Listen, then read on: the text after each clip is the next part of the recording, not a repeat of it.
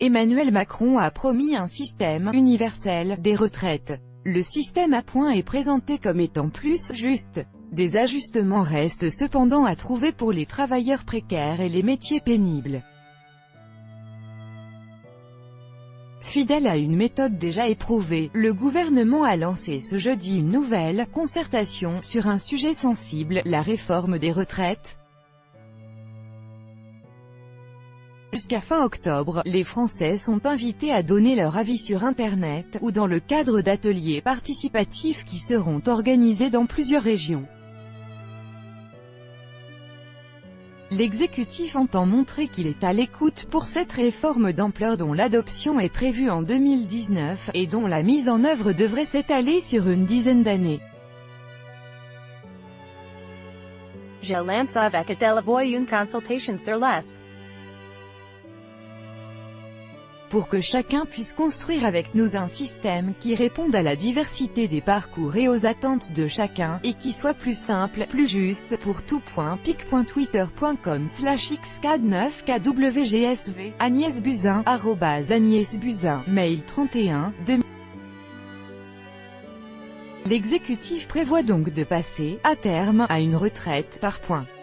Avec ce dispositif, qu'est-ce qui va changer, ou rester en l'état, pour les actifs et les retraités? Ce qui change un nouveau mode de calcul des retraites. Jusqu'à présent, la pension des retraités était calculée, pour les salariés du privé, en faisant la moyenne des 25 meilleures années, et pour les fonctionnaires, sur la moyenne des 6 derniers mois avant le départ à la retraite.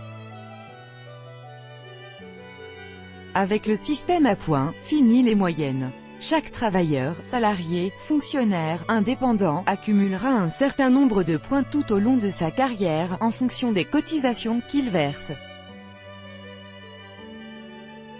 À son départ à la retraite, la valeur du point permettra de connaître le montant de sa pension.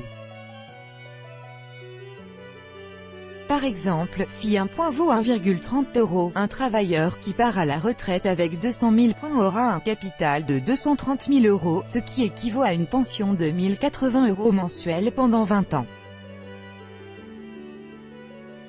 À la clé, une meilleure lisibilité des droits.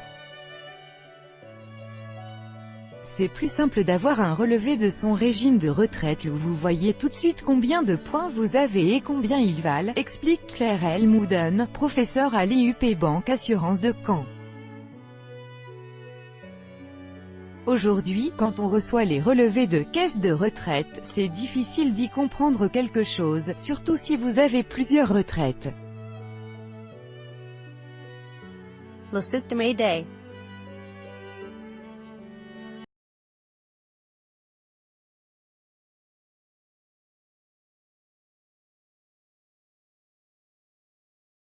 Actuellement, il existe 42 régimes spéciaux de retraite, SNCF, RATP, Banque de France, etc., qui ont chacun leurs propres règles en matière de calcul des pensions.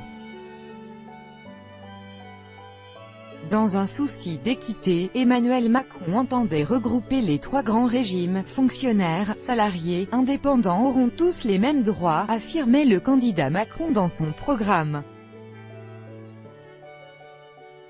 Pourtant, dans un entretien accordé jeudi aux Parisiens, le haut-commissaire chargé du pilotage de la réforme, Jean-Paul Delevoye, a introduit une légère nuance à la promesse présidentielle. On va regarder, quelles sont les spécificités qu'il est justifié de maintenir, comme pour les militaires ou pour les régimes des indépendants.